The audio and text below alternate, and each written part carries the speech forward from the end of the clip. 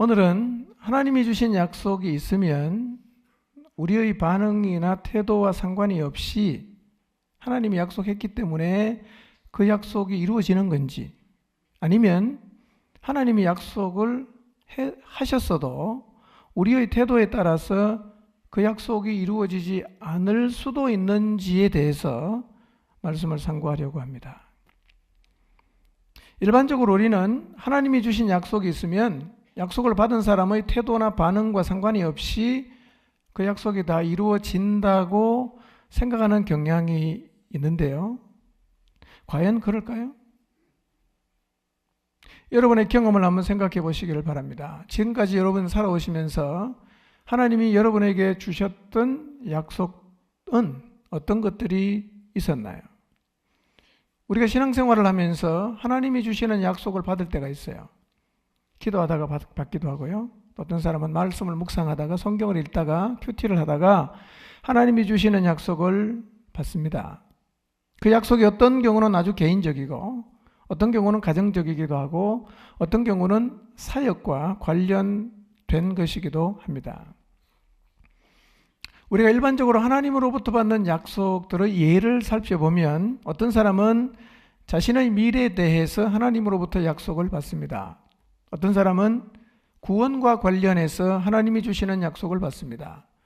구원과 관련해서는 대개 배우자나 자녀 혹은 부모와 가족의 구원에 대한 약속을 받는 경우가 많고요. 어떤 경우는 평소에 많이 기도하고 있었던 친구나 주변 사람들에 대한 구원의 약속을 받기도 합니다. 자녀들과 관련해서는 자녀의 미래에 대해서 하나님으로부터 약속을 받기도 하고요.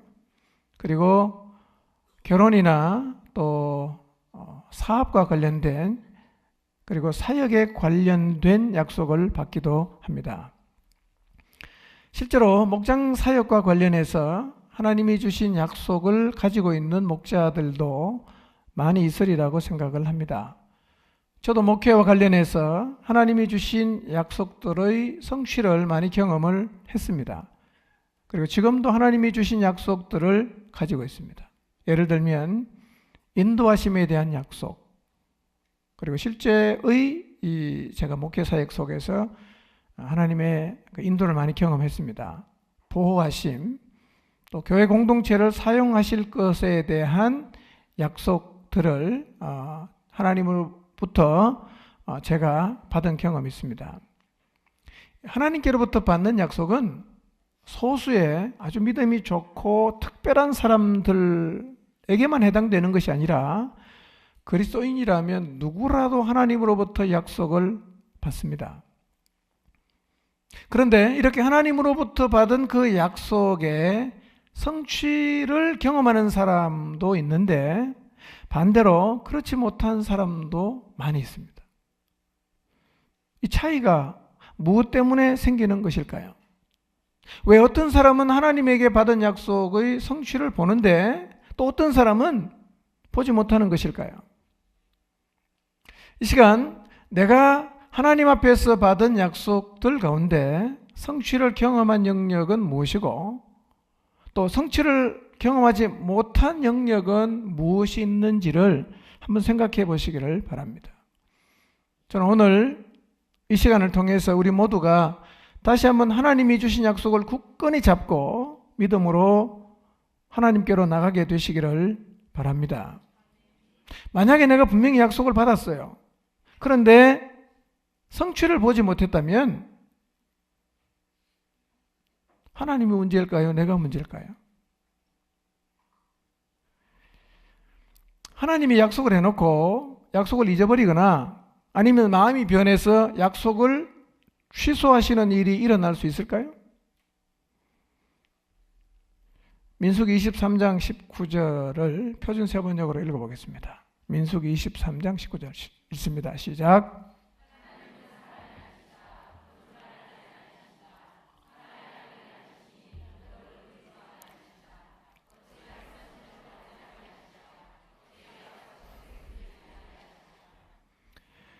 하나님은 사람이 아니기 때문에 거짓말을 하지 않습니다. 그리고 이랬다 저랬다 변덕을 부리지도 않으십니다. 그분은 말씀하신 것과 약속하신 것은 반드시 이루는데, 하나님이 주신 약속이 만약에 내 삶에서 이루어지지 않는다면 일단 하나님 쪽에 문제가 생긴 것은 아니에요. 그건 분명히 내 쪽의 문제입니다. 하나님이 내게 약속을 줬어요. 근데 그 약속이 안 이루어집니다. 근데 이것은 분명히 하나님의 문제는 아니에요. 그런데 우리가 생각할 때 약속이 이루어지지 않았다고 생각하는 경우 중에는 이런 경우도 있어요. 하나님이 우리에게 하신 그 약속을 이루어가는 시기가 우리가 생각하는 생각과 시점과 맞지 않아서 우리가 오해하는 경우도 가끔씩은 있어요. 이때쯤이면 하나님이 뭔가를 하셔야 되는데, 이때쯤이면 하나님이 대답해야 되는데, 근데 하나님이 아무런 대답을 하지 않는 경우가 있는데, 그 두 가지예요. 하나는 인내해야 되는 경우가 있다는 거예요. 자, 히브리서 10장 36절을 보겠습니다. 히브리서 10장 36절 읽습니다. 시작.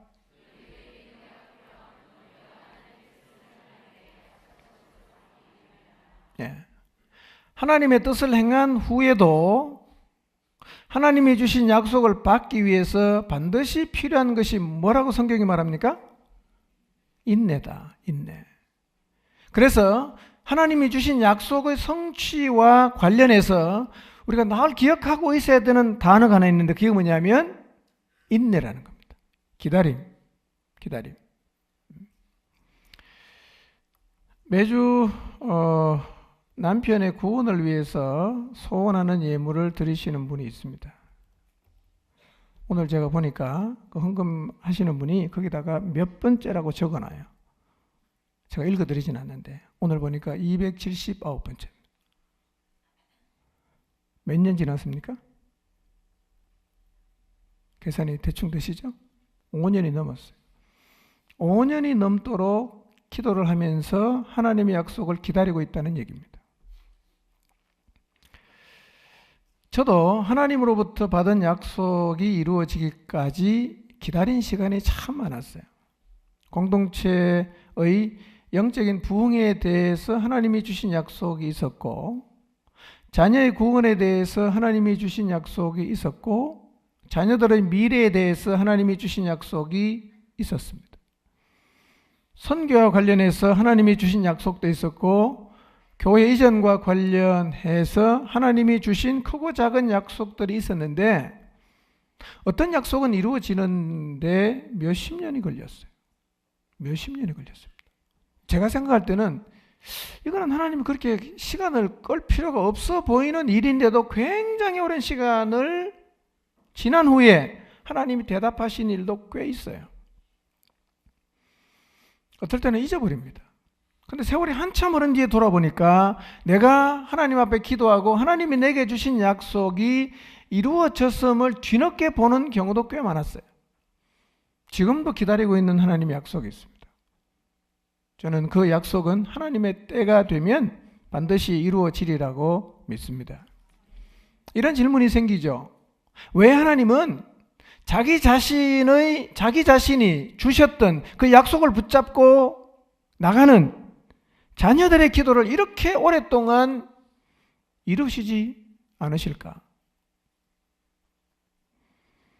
우리가 하나님의 생각을 다 헤아릴 수는 없지만 우리가 인정을 해야 할 것은 우선 하나님의 생각과 우리의 생각이 다르다는 것, 그렇지만 하나님의 선택이 언제나 옳다는 것입니다. 이 사실을 인정하고 하나님의 때를 인내함으로 기다려야 합니다. 그러나 우리가 꼭 기억해야 될 것 하나가 있는데, 그게 뭐냐면 하나님이 우리에게 주신 약속을 받으려고 하면, 성취하려고 하면 선행되어야 되는 일이 하나 있는데, 그게 뭐냐면 하나님의 뜻을 행하는 것이에요. 하나님의 뜻을 행하는 일이 선행이 되어야 그 다음에 하나님의 약속이 이루어진다는 겁니다. 하나님의 뜻을 행하면 그 사람에게는 반드시 약속이 이루어집니다. 누가복음 1장 45절 보겠습니다. 읽습니다. 시작. 주께서 하신 말씀이 반드시 이루어지리라고 믿은 그 여자에게 복이 있도다. 주께서 하신 말씀은 반드시 이루어집니다. 다시 말씀드리면 하나님이 우리에게 주신 약속은 반드시 이루어집니다. 근데 이 사실을 믿는 사람은 복 있는 사람입니다. 여러분, 하나님께서 여러분에게 주신 말씀, 약속은 반드시 이루어진다는 사실을 믿으시기를 바랍니다. 그런데 반드시 이루어지는 하나님의 약속이 내게 주어졌는데 왜 그 약속이 내 삶에서 이루어지지 않을까? 자, 약속이 이루어지지 않을 때는 첫 번째는 뭐를 기억해야 된다 그랬습니까? 인내. 근데 또 다른 문제가 있어요. 모든 걸 다 인내해서 해결되지는 않습니다. 예, 오늘은 그 부분에 대해서 집중적으로 말씀을 생각해 보려고 합니다. 인내해야 하는 상황도 있지만 또 하나의 상황이 뭐냐면 지금 내가 하나님의 뜻을 행해야 하는 상황인지를 구분해야 됩니다. 이 두 가지를 구분하는 것이 애매하진 않습니다. 지금 내가 하나님으로부터 받은 약속이 있어요. 근데 이루어지지 않았어요. 그러면 둘 중에 하나예요. 하나는 인내해야 되는 상황입니다. 하나는 뭡니까? 하나님의 뜻을 지금 행해야 하는 상황일 수가 있다는 거예요. 그러면 기다려야 한다고 하는 때는 언제일까요? 하나님의 뜻을 행했으면 기다려야 됩니다. 하나님의 뜻을 행했으면 기다리시면 돼요. 근데 하나님의 뜻을 행하지 않았다면 기다리는 것은 의미가 없습니다. 하나님의 뜻을 지금 내가 행하지 않았다면 기다리는 것보다 뭐부터 해야 되느냐 하면 지금 하나님의 뜻을 행하는 일부터 먼저 해야 됩니다. 그러려고 하면 내가 지금 하나님의 뜻을 행해야 하는 자리에 서 있는지 아니면 뜻을 행했기 때문에 기다려야 하는 자리에 서 있는지를 스스로가 구분을 잘 할 필요가 있습니다. 그러니까 여러분 지금 하나님이 주신 약속이 잘 이루어지지 않는 상황에서 기다리고 있다면 먼저 뭐를 생각해야 되느냐면 과연 내가 하나님이 내게 주신 그 뜻, 말씀하신 뜻을 충실하게 행했는지를 살펴봐야 됩니다. 이걸 행하지 않았다면 기다리는 것은 의미가 없습니다. 왜냐하면 안 이루어지는 거예요. 만약에 하나님이 내게 주신 약속이 이루어지지 않는 이유가 하나님의 뜻을 행하지 않았기 때문이라면 기다림보다 지금 내가 행하지 않은 하나님의 뜻이 무엇인지를 면밀히 살펴야 합니다. 그런데 의외로 약속을 받았지만 그 뜻을 따라 행하지 않아서 그 약속의 성취를 보지 못하는 경우가 성경에는 매우 많습니다. 자, 오늘 본문 1절에서 5절을요 표준 세번역으로 같이 한번 읽어보겠습니다. 여호수아 1장 1절에서 5절 시작.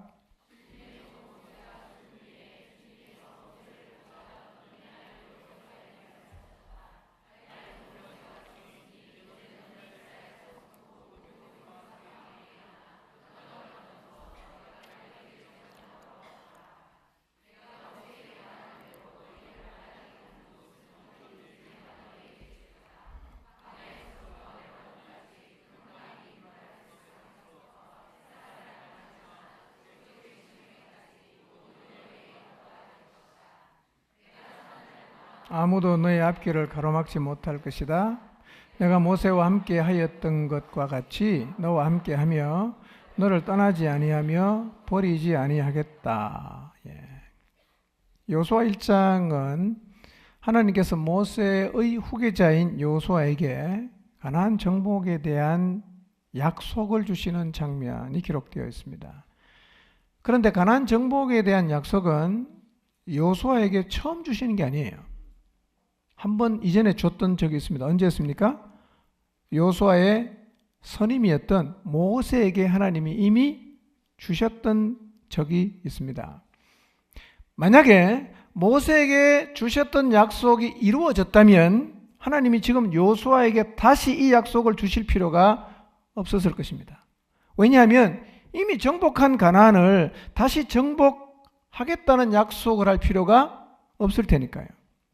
그런데 하나님께서 모세에게 주셨던 약속을 여호수아에게 다시 주시는 것을 보면 이전에 모세에게 주셨던 약속이 이루어지지 않았다는 것을 알 수가 있어요. 왜 모세에게 주셨던 약속은 이루어지지 않았을까요? 그래서 하나님은 여호수아에게 다시 똑같은 약속을 주어야만 했을까요? 이 약속을 시간적으로 거슬러 올라가 보면 하나님이 최초로 이 약속은 아브라함에게 줬어요. 그리고 아들에게 계속 이어져 내려오다가 모세를 통해서 이스라엘 백성이 출애굽을 하면서 그 약속을 성취할 수 있는 자리에 섰습니다.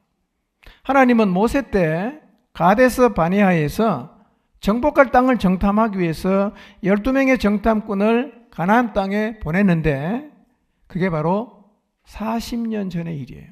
40년 전에 그랬어요. 이렇게 약속을 이룰 수 있는 자리에 이스라엘이 섰지만 이스라엘은 그 약속의 성취를 보지 못했습니다. 왜 못 봤는가? 그 땅을 차지하기 위해서 그들이 반드시 행해야 되는 하나님의 뜻이 있었는데 그 뜻을 이스라엘이 행하지 않았기 때문입니다. 그래서 하나님은 모세의 후계자였던 여호수아에게 똑같은 약속을 다시 주십니다. 그리고 반드시 행해야 하는 그 하나님의 뜻을 행해야 한다고 도전하시고 계십니다. 그래서 하나님은 오늘 읽은 우리 1절에서 5절 사이에 보면요, 하나님이 주신 약속을 성취하기 위해서 반드시 행해야 되는 하나님의 뜻과 그 다음에 약속 두 가지를 다 적어놨어요. 1절부터 5절까지 보면 이스라엘이 행해야 되는 하나님의 뜻이 있고 그 다음에 하나님이 이스라엘에게 주는 약속이 있어요. 먼저 하나님이 주신 약속을 이루기 위해서 하나님이 그들이 행해야 되는 뜻으로 준 게 뭐냐면 이거예요. 일어나서 이스라엘 모든 백성과 함께 요단을 건너서 하나님이 주시는 땅으로 가는 거예요. 이 뜻을 이스라엘이 행하지 않으면 하나님이 이 다음에 주신 약속도 안 이루어져요. 뭘 해야 된다고요? 요단을 건너서 하나님이 주시는 땅으로 가야 됩니다. 이거는 이스라엘이 해야 돼요. 이거 안 하면 여호수아 때에도 하나님이 주신 약속은 이루어지질 않아요. 그 다음에 하나님이 주신 약속이 있어요. 그러니까 하나님이 백성과 더불어서 가나안으로 요단을 건너서 가라고 하시는 이 뜻을 행하면 이룰 수 있는 하나님의 뜻이 있어요. 이게 약속이죠. 너희 발바닥이 닿는 곳은 내가 다 너희에게 주겠다. 약속입니다. 네 발바닥이 닿는 곳은 다 준다. 그 다음에 광야에서 레바논 그리고 큰 강인 유프라테스 강에서부터 지중해까지 모두 다 내 영토가 될 것이다. 참고로 이것은 이스라엘의 동서남북 경계입니다. 요렇게 요거 너희 영토가 된다. 약속입니다. 세 번째 약속, 너가 사는 날 동안 아무도 너의 앞길을 막지 못한다. 약속이에요. 네 번째 약속, 모세와 함께 있었던 것처럼 내가 너와 함께 있겠다. 내가 결코 너를 떠나지도 않고 버리지도 않는다.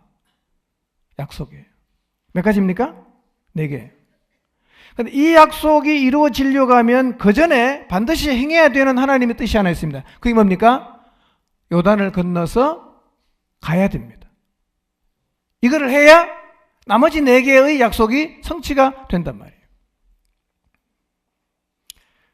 우리도요, 하나님이 내게 주신 약속에는 집중을 하는데 그 약속을 이루기 위해서 우리가 행해야 할 뜻에는 별로 관심이 없어요. 그러니까 약속은 잔뜩 안고 있는데 그 약속을 이루기 위해서 하나님이 나보고 하라고 하신 그 하나님의 뜻에 순종을 안 하기 때문에 그냥 약속만 둥둥둥둥 떠다닙니다. 내 삶에 전혀 상관이 연결이 안 된단 말이에요. 네. 여러분, 하나님이 여호수아에게 주신 약속을 보세요. 너무 엄청나지 않습니까? 이 약속 대로만 되면 여호수아나 이스라엘은 걱정할 게 없습니다. 발바닥이 닿는 거 다 주겠답니다. 땅 경계도 다 정해주셨어요. 아무도 너희 앞길 못 먹는다. 모세와 함께 있던 것처럼 내가 너와 함께 한다. 너를 떠나지 않을 것이다. 버리지 않을 것이다. 이런 약속이 있다면 이스라엘이 가나안을 차지하는 것은 정말 아무런 문제가 될 게 없습니다. 이 약속을 받은 이스라엘은 생각했을 거예요. 야, 이제 우리는 애굽에서의 종살이, 광야 40년을 방황하며 유랑하던 삶의 종지부를 찍고 드디어 나라를 세울 수 있겠다. 근데 이 약속을 주신 분이 출애굽하는 과정과 광야 생활 속에서 수많은 기적을 보여주셨던 하나님이시니까 그 약속은 의심치 않아도 될 것 같아요.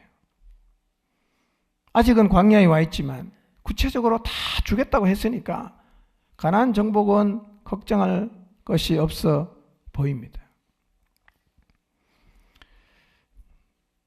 이스라엘이 이렇게 하나님으로부터 약속을 받았던 것처럼 우리도요, 가만히 생각해 보면 하나님으로부터 받은 약속이 있어요.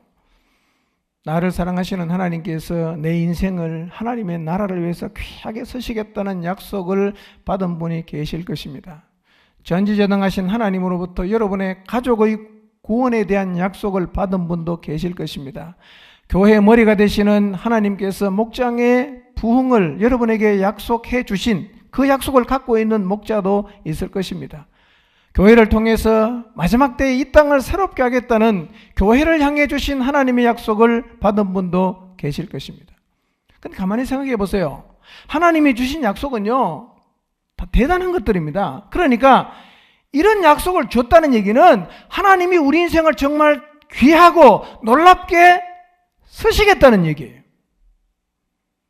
하나님이 주신 약속이 우리의 삶 가운데서 이루어질 수 있다면 우리 인생은 그저 그런 인생이 아니라 정말 하나님의 나라를 위해서 값지게 쓰임 받을 수 있는 인생이 될 수가 있어요. 이렇게 놀라운 삶을 우리가 살 수 있는데 우리가 인생을 그저 그렇게 살다가 끝나는 이유가 뭐냐면 약속을 갖고 있지만 하나님이 우리에게 주신 그 뜻을 행하지 않으니까 머리는 붕 뜨는데 몸은 늘 그 자리가 광야에만 있는 거예요.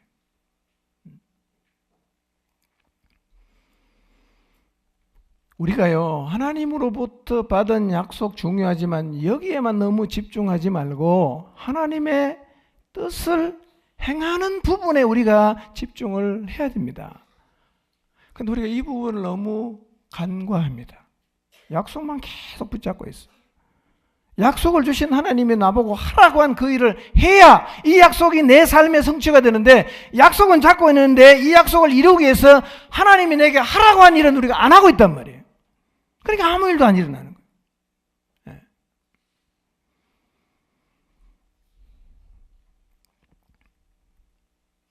약속을 받았지만 그저 그렇게 하나님이 없는 사람이나 비슷하게 살아갔던 경우들이 많은데요. 가장 극명한 예가 이스라엘입니다. 40년 전을 생각해 보면 돼요. 40년 전. 놀라운 약속을 받았어요. 들어가면 돼. 안 들어갔어요. 그래서 그 약속을 이루지 못했습니다.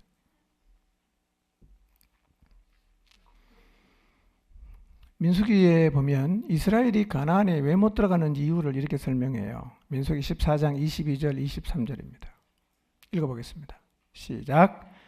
내 영광과 애굽과 광야에서 행한 내 이적을 보고서도 이같이 10번이나 나를 시험하고 내 목소리를 청종하지 아니한 그 사람들은 내가 그들의 조상들에게 맹세한 땅을 결단코 보지 못할 것이요 또 나를 멸시하는 사람은 한 사람도 그것을 보지 못하리라.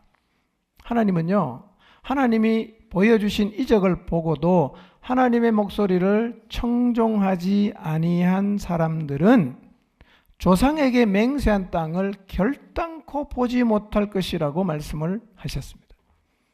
자, 이스라엘이 약속을 받은 가나안 땅에 왜 못 들어갔는가? 민수기는 이렇게 말합니다. 하나님의 목소리를 청종하지 않았기 때문에. 그들이 하나님의 목소리를 청종했더라면 그 엄청난 약속의 성취를 그들이 경험을 했을 것입니다. 목소리를 청종하지 않았다는 말은 하나님이 그들에게 주셨던, 하나님이 이루어 가기를 원하셨던 하나님의 뜻을 그들이 행하지 않았다는 말입니다. 왜 이스라엘이 하나님의 목소리를 청종하지 못했을까?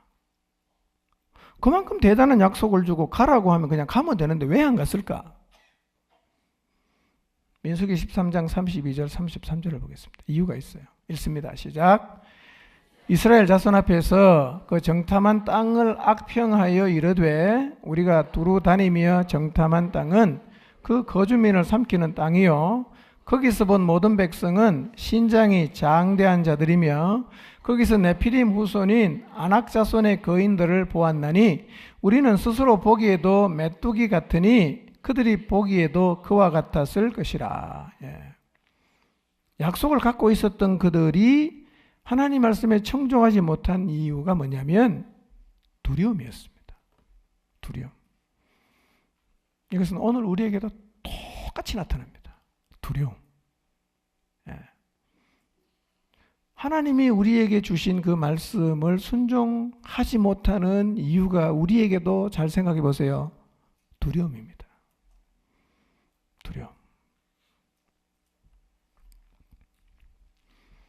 이스라엘이 가장 두려워했던 게 아낙 자손이었어요. 거인족. 그 앞에 서 보니까 자기들은 진짜 메뚜기 같았어요. 지금 여러분 안에 두려움 때문에 가지 못하고, 두려움 때문에 순종하지 못하고, 두려움 때문에 청종하지 못하고 있는 영역들이 없는지를 한번 생각해 보세요. 머리로는 가야 된다고 생각하는데 내가 못 가요. 왜 못 가는가 봤더니 내 안에 두려움이 너무 많아요. 계속 못 가는 거예요. 그냥 가만 머물러 있어요. 그러니까 하나님이 우리에게 주신 엄청난 약속이 있는데도 그 약속이 성취되는 자리에는 서지를 못한단 말이에요. 이런 하나님 약속은요, 그냥 구름 잡는 얘기랑 똑같습니다. 예.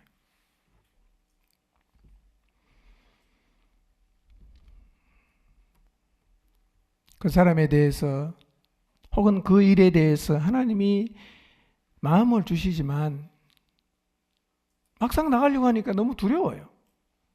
그래서 오랫동안 나가지 못하고 그냥 생각만 하고 있는 영역이 없는지를 한번 생각해 보십시오. 부모님 전도, 누구에게 복음 전하는 거, 뭐 내가 그리스도인으로 마땅히 선포하고 나가야 될 영역, 내가 알아요. 수년이 지나도 머릿속에만 있지 한 번도 행동하지 못하고 있는 영역이 있을 수 있단 말이에요. 두려움 때문에. 두려움은 이게 매우 심각한 감정입니다. 자, 히브리서에서는 이스라엘이 가나안에 들어가지 못한 이유를 이렇게 설명합니다. 3장 15절에서 19절입니다. 읽어보겠습니다. 시작.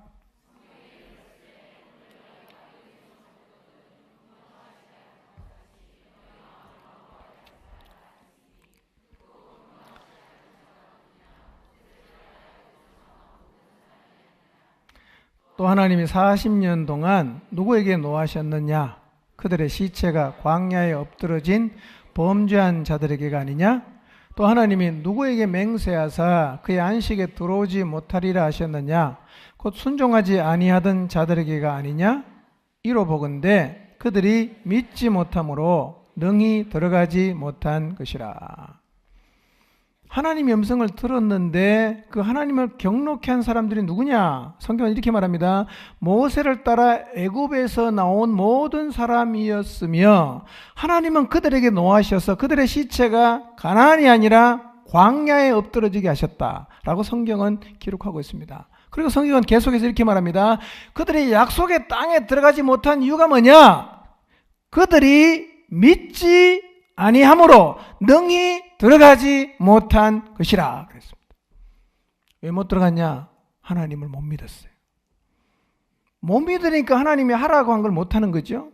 못 믿으니까 하나님이 하라고 하신 일을 행하려고 하니까 두려움이 앞섰단 말이에요. 여러분, 우리가 두려움 때문에 하나님의 뜻을 행하지 못하고 있다면 그건 뭐냐? 내 안에 지금 믿음이 없다는 거예요. 두려움과 믿음은 상관관계가 있습니다. 믿음이 없으면 반드시 우리의 마음속에 두려움이 들어옵니다. 내가 지금 두려워하고 있다면 지금 내 안에는 믿음이 없다고 보아야 합니다. 오늘 여러분이 만약에 내가 뭘 해야 되는지 하나님이 계속해서 내게 말씀하시지만 내가 순종하지 못하고 있다면, 그걸 내가 두려워하고 있다면 스스로 인지해야 됩니다. 아하, 내 안에 지금 믿음이 없구나. 인정해야 됩니다. 그리고 믿음을 얻을 수 있는 자리로 나가야 됩니다. 히브리서 4장 1절 2절 말씀에는 믿음이 없는 것의 문제를 이렇게 말합니다. 히브리서 4장 1절 2절 읽어봅시다. 시작.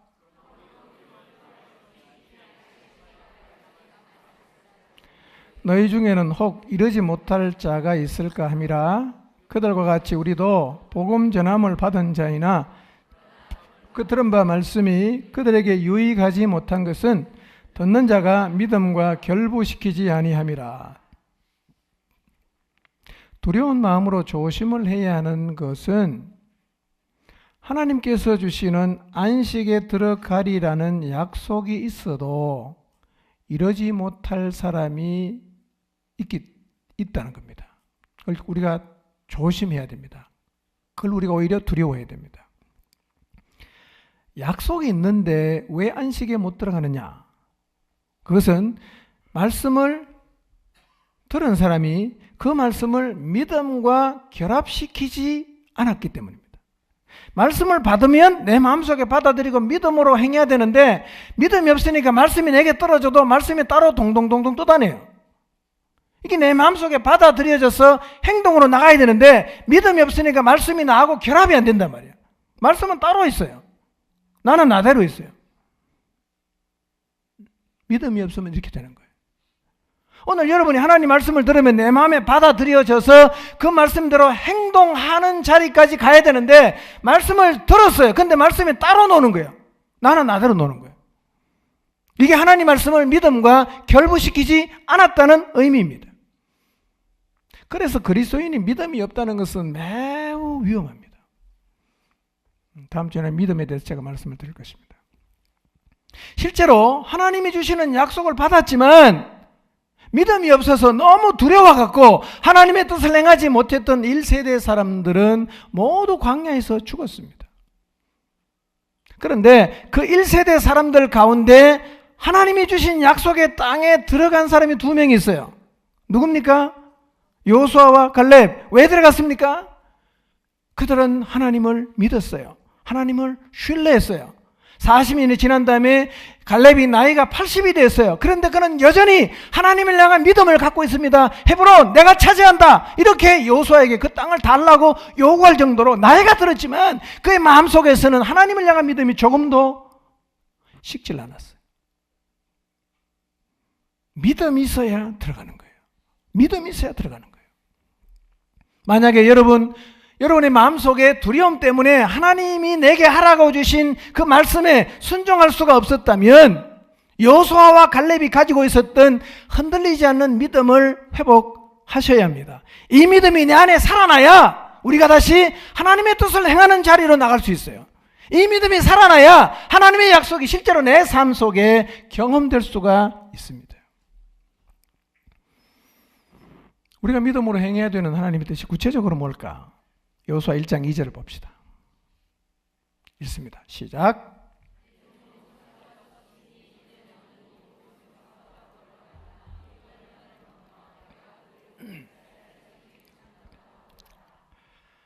하나님이 여호수아에게 이렇게 말씀하십니다.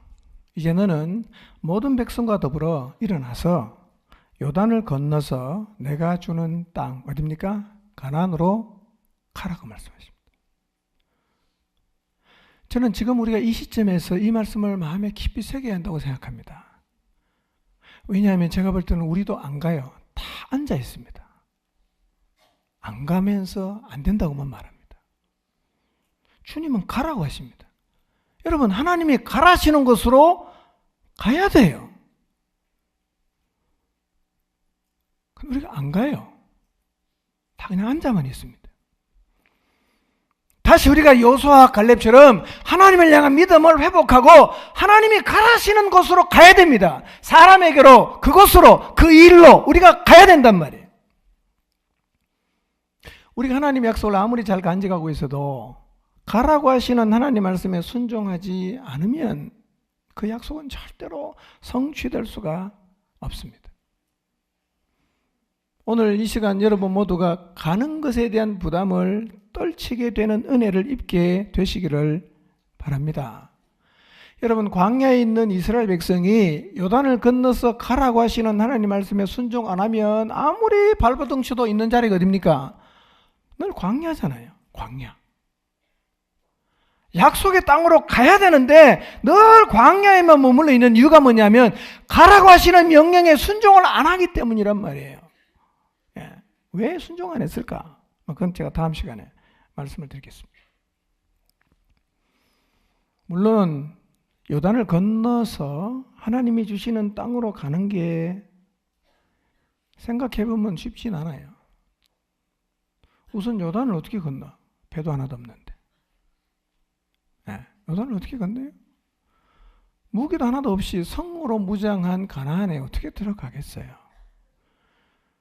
그럼에도 가라고 하시는 이 말씀에 순종하지 않는다면 가나안을 차지하게 하겠다는 하나님의 약속의 성취는 볼 수가 없습니다. 가야 돼요. 여러분이 목장해 주신 하나님의 약속의 성취를 보기를 원하신다면 가야 됩니다. 예. 집에만 있지 말고 기도만 하지 말고 가야 된다는 거예요. 오해하지 마십시오. 기도하지 말라는 얘기는 아니에요.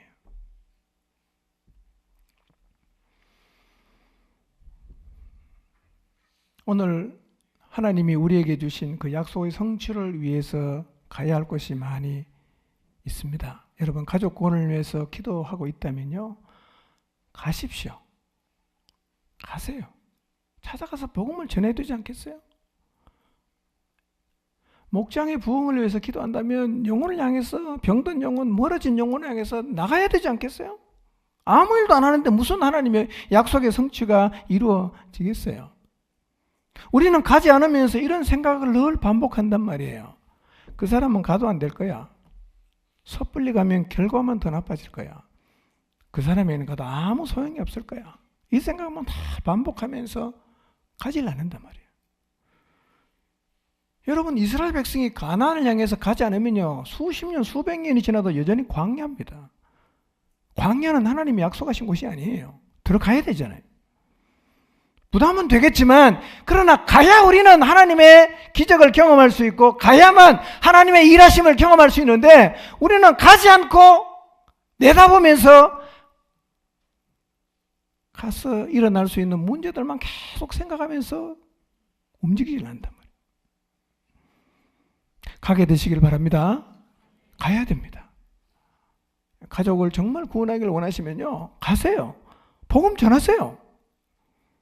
네, 복음 전해야죠. 앉아만 계시지 마시고 부딪혀도 가보세요.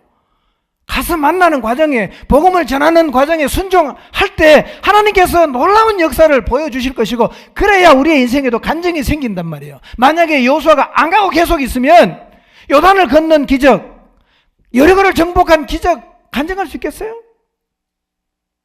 갔으니까 하나님의 역사를 그가 경험할 수 있었잖아요. 여러분도 그렇게 가셔야 됩니다. 가시기 바랍니다.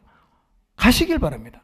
특별히 가족의 구원, 남편의 구원을 위해 기도하고 계신다면 물론 기도를 하셔야 되지만, 그러나 복음을 들고 찾아가서 하나님이 주시는 지혜를 가지고 어떤 형태로든 복음을 말해야 됩니다. 말해야 됩니다.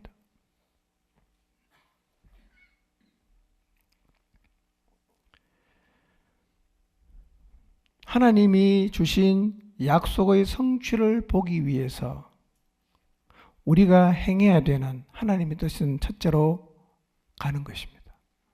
가시기를 바랍니다. 하나님이 가라는 곳으로 가야 약속이 이루어질 수가 있습니다. 가정 구원하기를 원하시는 분은 복음 들고 가시고, 목장의 부흥을 원한다면 목장에 하나님이 보내주신 병들고 멀어진 영혼을 다 복음 들고 찾아가서 말해야 됩니다. 하나님이 주신 감동을 따라 뭔가를 해야 돼요. 하나님이 여호수아에게 가나안 정복에 대한 약속을 줬잖아요. 그러나 그 가나안을 정복하려고 하면 여호수아가 해야 될 일이 뭐냐? 가나안 땅으로 가야 되는 거예요. 가야 됩니다. 비록 그 땅에 강한 군사력, 성을 가지고 있는 나라가 많고 안악자손 같은 거인족이 있지만 순종하고 가면, 여러분 여호수아 전반부를 읽어보시면 하나님이 여호수아와 함께 하셔서 일으키신 놀라운 기적들의 얘기가 너무너무 많이 적혀 있어요. 만약에 안 갔다? 없는 거죠. 그렇다면 우리의 인생 가운데 하나님이 행하실 굉장히 많은 역사들이 우리가 가지 않음으로 우리의 삶에서 일어나지 않고 있을 수가 있어요. 간다면 다시 하나님 역사가 우리 모두의 삶을 통해서 나타나게 될 것입니다. 신명기 1장 28절에서 33절입니다. 읽겠습니다.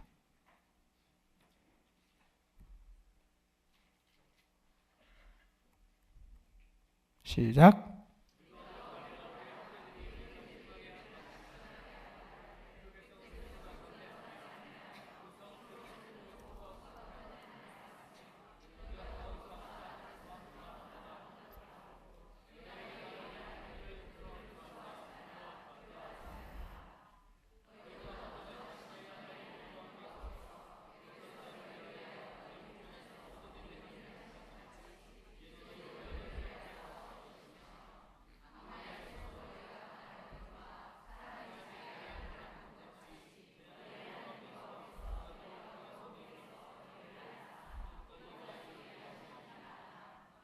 이래 너희가 너희 하나님 여호와를 믿지 아니하였도다. 그는 너희보다 먼저 그 길을 가시며 장막 칠 곳을 찾으시고 밤에는 불로 낮에는 구름으로 너희가 갈 길을 지시하신 자이시니라. 아멘.